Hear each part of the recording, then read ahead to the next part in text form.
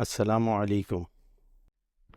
مسجد قبلی کے مین دروازے پہ کھڑے ہو کر اگر آپ بائیں جانب دیکھیں تو اینڈ پہ ایک گرین کلر کا لائٹ کے ساتھ ایک مینار نظر آتا ہے جو کہ مسجد براق ہے۔ اگر اس کے نیچے جائیں تو یہ تقریباً 2 منزلہ نیچے ہے۔ جو یہ وہ مقام ہے جہاں پہ نبی کریم صلی اللہ تعالیٰ علیہ وسلم نے براق کو باندھا تھا، اور اب اس کو مسجد بنا دیا گیا ہے اور اس کا نام مسجد براق ہے۔ اس مقام پہ وہ کڑا ابھی بھی موجود ہے جس پہ آقا صلی اللہ تعالیٰ علیہ وسلم نے براق کو باندھا تھا۔ زائرین یہاں آتے ہیں اور عام طور پہ 2 رکعت نفل نماز پڑھتے ہیں۔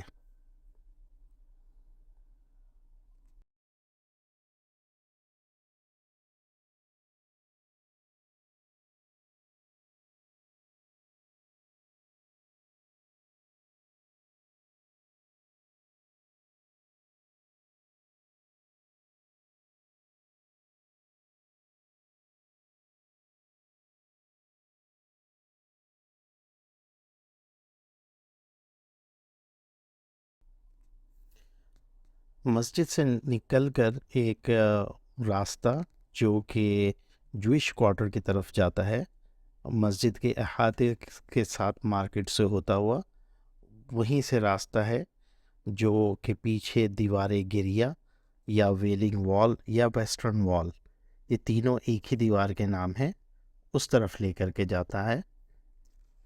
یہ وہ تاریخ ساز ایز عہد آفرین دیوار ہے جس کو ویسٹرن وال یا دیوار گریہ کہا جاتا ہے۔ یہودیوں کے یہاں یہ اس کے بہت زیادہ اہمیت ہے، ان کا قبلہ مانتے ہیں وہ، اور اس کی تاریخی حیثیت بھی ان کے قبلے والی ہی ہے۔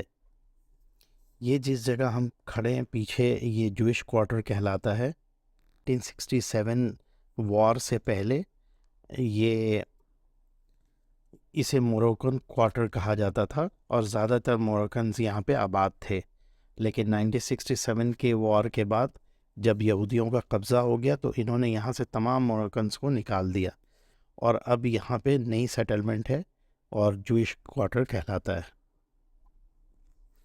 ان کے ہاں بھی پردے کا خاص اہتمام ہے، اور خواتین کے لیے مخصوص جو اوپر سے یہ لکڑی کا ایک علیحدہ سے راستہ جا رہا ہے، وہ خواتین کا ایریا ہے جہاں پہ وہ خواتین عبادت کرتی ہیں۔ ان کے ہاں وضو صرف ہاتھ دھونے کو کہتے ہیں، یہ صرف ہاتھ دھوتے ہیں۔ اس کے بعد ان کے نماز کا طریقہ یہ ہے جو نظر آ رہا ہے، ان کے نہ سجدہ ہوتا ہے نہ رکوع ہوتا ہے، اپنی عبادت کرتے ہیں۔ اور ان کے سانگ آف سولومن میں واضح طور پہ لکھا ہوا بھی ہے اور ان کے منہ سے کہتے بھی ہیں، یہ محمدن محمدن، جو کہ ہمارے نبی صلی اللہ تعالیٰ علیہ وسلم ہی ہیں۔ ان کا بھی بیلیف یہی ہے کہ شیطان خون کے اندر دوڑتا ہے، اس لیے یہ عبادت کرتے ہوئے وہ چمڑے کو اپنے ہاتھ میں مضبوطی سے باندھتے ہیں تاکہ خون کا فلو کم ہو جائے اور عبادت میں دل جمی ہو۔ ان کے سر پہ بھی بعض لوگ جو ہے تورات کا چھوٹا نسخہ باندھ لیتے ہیں۔ یہودی منت بھی مانتے ہیں اور اپنے خواہشات کاغذ میں لکھ کر دیوار گریہ کے سوراخوں میں پھنسا دیتے ہیں۔ یہودی خواتین اپنے سر کو مکمل طور پر ڈھانپ کے رکھتی ہیں، مسلمانوں کی طرح اسکارف لیتی ہیں تاکہ ان کے بال نظر نہ آئے۔ البتہ بہت سی خواتین جو بغیر اسکارف کے نظر آ رہی ہیں، دراصل ان کے بال نقلی ہے، انہوں نے اپنے بال شیو کر لیے ہیں اور اوپر سے نقلی بال لگایا ہوا ہے۔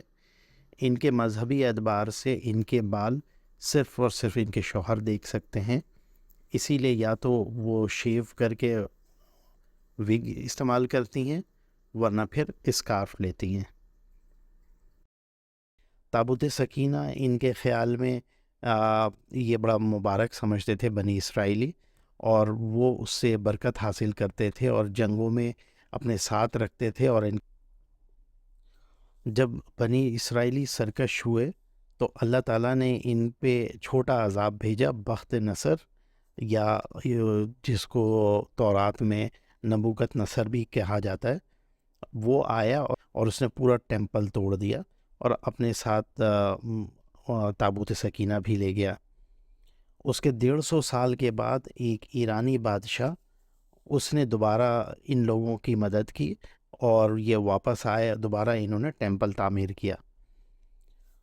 تقریباً سن 70 میں روسی جنرل ٹائٹس نے دوبارہ حملہ کیا اور اس وقت ان لوگوں کو نہ صرف فلسطین سے نکال دیا بلکہ ان پہ پابندی لگائی کہ یہ دوبارہ فلسطین میں داخل نہیں ہو سکتے۔ ٹائٹس نے ایک دن کے اندر 1,33,000 لوگوں کو قتل کیا، جس میں تقریباً 40,000 علماء بھی تھے، اور ان میں ایسا وقت تھا کہ ایک بھی تورات کا کوئی عالم نہیں بچا تھا۔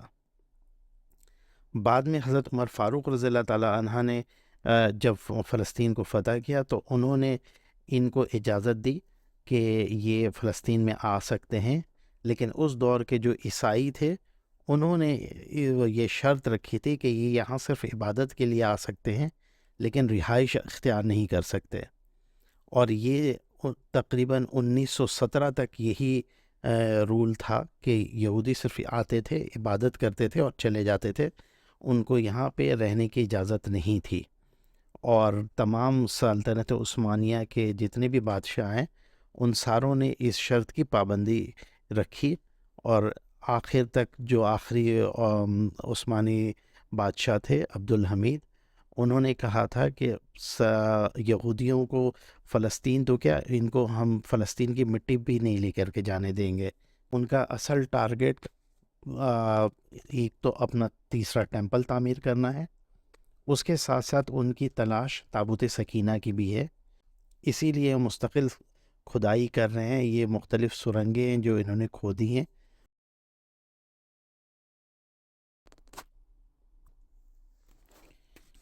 یہ باب نبی داؤد یا ڈیوڈ گیٹ کہلاتا ہے۔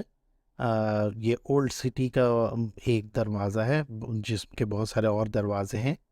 اسی طرح ایک دروازہ باب نبی داؤد ہے۔ یہ راستہ جوئش کمیونٹی سے ہوتا ہوا دیوار گریہ کی طرف جاتا ہے۔ اگر اندر دیوار گریہ کی طرف سے جوئش کمیونٹی سے ہوتا ہوا اگر اس دروازے سے باہر آئیں تو اس کے بالکل سامنے ایک بڑی سی بلڈنگ نظر آتی ہے جو کہ حضرت داؤد علیہ السلام کا مقبرہ ہے۔ یہ مقبرہ ایک اونچے پہاڑ کے ٹیلے پہ ہے، جو کہ دوسری طرف کا وادی ہے۔ بنی اسرائیلی اور یہودیوں کا ماننا ہے کہ یہ ڈیوڈ سٹی ہے، جس کے بارے میں ان کی کتابوں میں کافی تفصیلات درج ہیں، اور مختلف قسم کی دریائیں اور محل اور مختلف اور بھی چیزیں ہیں، لیکن یہ سارے ان کی کتابوں میں ہیں، اور ان کا ماننا یہ ہے کہ حضرت داؤد علیہ السلام کا جو محل تھا وہ یہیں پہ ہے۔ وہ مستقل ابھی کھدائی بھی کر رہے ہیں اور اپنے طور پہ وہ چیزیں نکال بھی رہے ہیں کہ اس بات کو پروو کر سکیں کہ یہ حضرت داؤد علیہ السلام کا محل تھا۔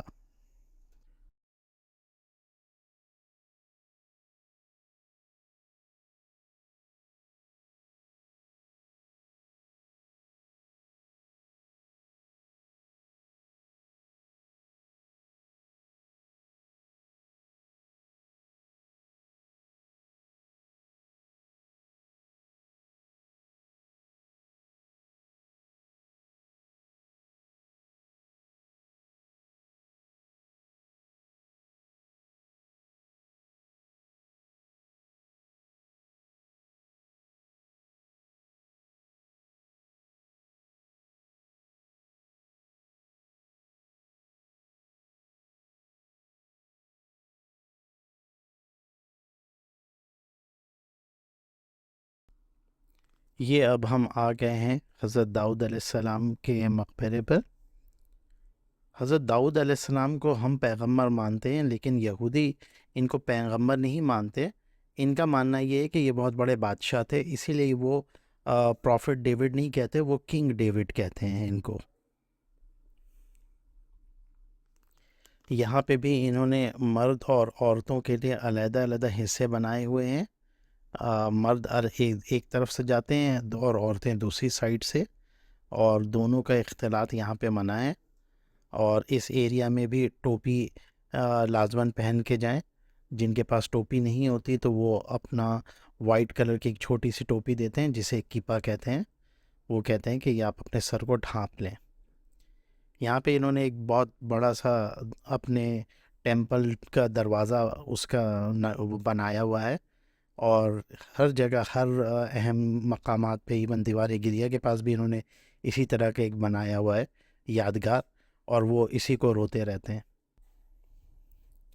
یہ حضرت داؤد علیہ السلام کی قبر ہے. یہ آپ دیکھ سکتے ہیں کہ یہ بیچ سے انہوں نے پارٹیشن کر دیا ہے، کیونکہ اس کا بقیہ اس طرف والا حصہ وہ خواتین کی سائڈ پہ وہ وہاں سے آتی ہیں زیارت کے لیے. تو بیسیکلی انہوں نے 2 حصوں میں تقسیم کیا ہے. اس سائڈ سے مرد حضرات جاتے ہیں اور اس سائڈ سے عورتیں جاتی ہیں اور زیارت کرتی ہیں. یہ یہاں پہ بھی انہوں نے ٹیمپل کی تصویر لگائی ہوئی ہے. یہ تالمود کا نسخہ ہے. تالمود ان کی مذہبی کتاب ہے جس کے نسخے اس کو یہ چھو کر کے اس سے برکت حاصل کرتے ہیں. اور یہ وہ پودا ہے غرقت کا کہ جب حضرت عیسیٰ علیہ السلام آئیں گے تو ہر یہودی اس پودے کے پیچھے چھپے گا، اور ان کا بھی بڑا اسٹرانگ بلیو ہے کہ یہ پودا ہی ان کو چھپائے گا. یہ حضرت داؤد علیہ السلام کے قبر کے ساتھ ہی ملحقہ ایک بلڈنگ ہے، جس میں عیسائیوں کا ماننا یہ ہے کہ حضرت عیسیٰ علیہ السلام نے اپنا آخری ایک کھانا اس مقام پہ کھایا تھا، اور یہاں سے کھانا کھانے کے بعد اپنے حواریوں کے ساتھ وہ ماؤنٹ اولیو پہ چلے گئے تھے، جہاں سے وہ اللہ نے آسمانوں پہ اٹھا لیا ان کو. اور وہ دوسری ویڈیو میں تفصیل سے انشاءاللہ بیان کروں گا جب ماؤنٹ اولیو کے بارے میں بتاؤں گا.